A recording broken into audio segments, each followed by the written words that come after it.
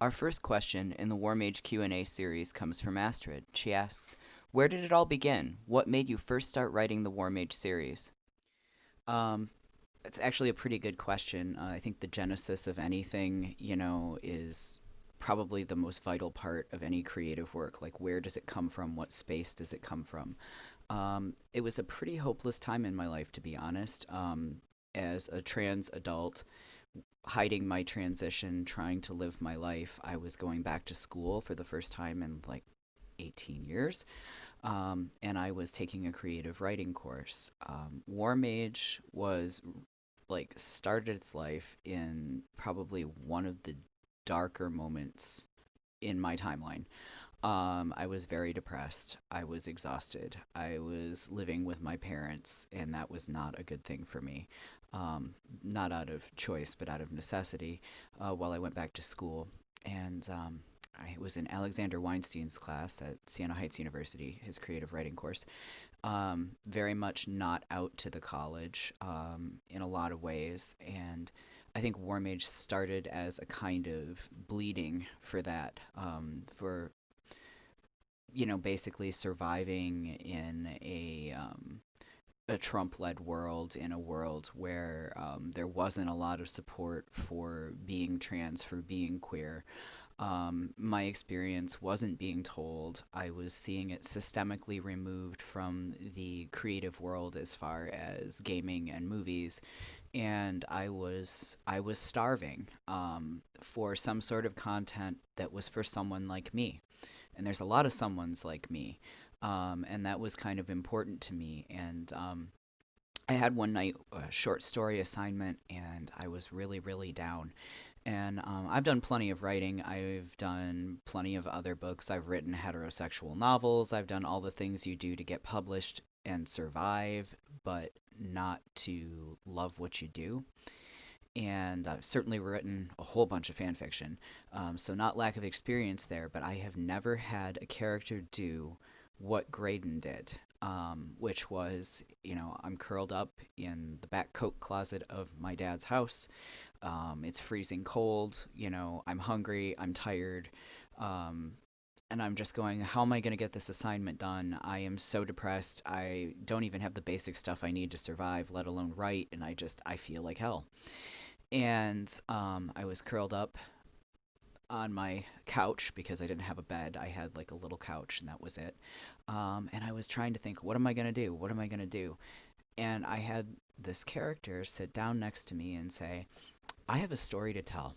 And I need you to shut up and listen because I think you're going to like what I have to say. And Graydon is a very direct character, and he always has been. And there was no real ifs, ands, or buts about him. He sat down and he said, and this is the story I'm going to tell you. And I kind of like leaped off my couch and I grabbed my laptop and I had an idea, and I started listening, and Graydon started talking. And as I went and I was writing this short story and the world was building and building, I should tell you that I'm really, really terrible at writing short stories. I don't think I would know a short story if it bit me in the butt. Um, but it became very clear to me that this was not a short story. This was an entire world, and this was a huge inclusive world that wasn't made up of tragedies surrounding being different for the most part. It still had problems. It still has discrimination. It still has racism. It still has genderism. It has a lot of issues. But when I had this older gay soldier sit down and tell me, this is my story, and it's probably not all that different from somebody else's, even though it might be displayed that way. But this is a real person's life in a fantasy world and not something dire. My story isn't, a kill your queers story. It's not like this. This is my life, and this is a real human experience, and it's really not all that extreme. And I sat down in this world that was kind of, sci-fi, kind of post-apocalyptic. I actually that was kind of interesting because I didn't know it was going to be post-apocalyptic. I just kind of played along and I just listened. Um, And anyway, I wrote my short story. I exploded a horse in Alexander Weinstein's class, and everybody laughed. I don't think Alexander was thrilled with it because he's a really love and peace kind of guy, but he told me that, basically you have arrived when you can blow up a horse and people laugh. So that was my first clue that I had some pretty good control of my writing voice, and I wouldn't say it's necessarily all me. A lot of my characters, I have a deep love for my characters, a deep respect for my characters, and I just was very impressed with how it came out. And then, so yes, there's some my skill, but some of it is just I'm really lucky that this world existed and I listened well enough to a story to open that door. Um, Call it magic, call it science, call it crazy, call it what you will. But I was pretty impressed, and it grew. I edited. I spent a lot of time editing, re-editing. Things started to come to me. It really started to grow as a world, and I put in for Martha's Vineyard Institute of Creative Writing with the short story. Yeah, my short story that was not a short story, and we all knew it. Um, and I was accepted into the program there, and that's what got me there.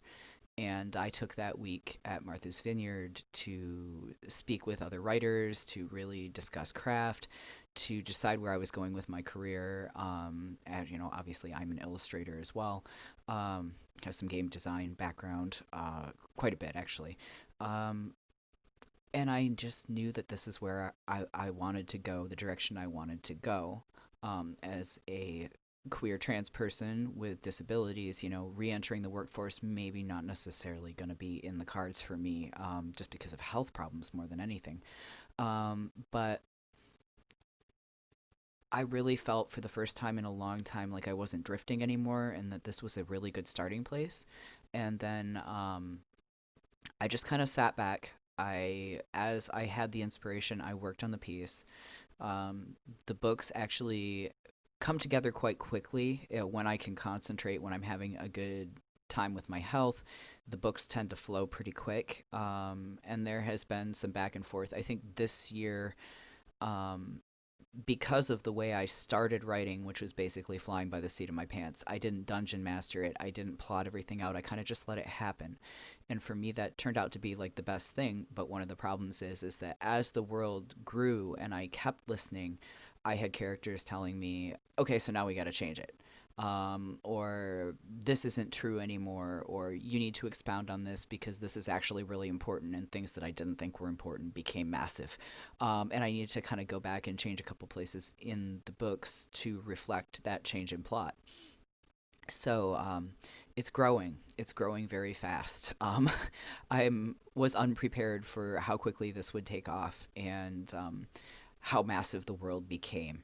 But it had some pretty humble beginnings. But I think coming back full circle to answer your question here as I've rambled, the genesis of everything is important. The overall concept of Warmage is about finding your place in a world, finding your purpose, and finding that purpose out of despair. So if you look at my life story and you see where I'm going with Warmage, you'll see that reflected in the work. And I think that that's absolutely vital, because I mean, the concept of Warmage is resiliency. And what do you do when you lose everything? And how do you restart? And I've restarted a lot of times in my life, and I think that that wisdom is kind of sharing itself through Warmage right now. But I mean, I guess that's a fairly good start to answering this question. I don't know if I can 100% answer it from the bottom of my heart because there's still so much growing going on, and I don't know where we're going to end up. But I'm really excited, and I'm certainly glad to offer this. So thank you, Astrid. That was a wonderful question. And if you have any more, feel free to ask them, and I will answer them as best I can. Thanks, everybody.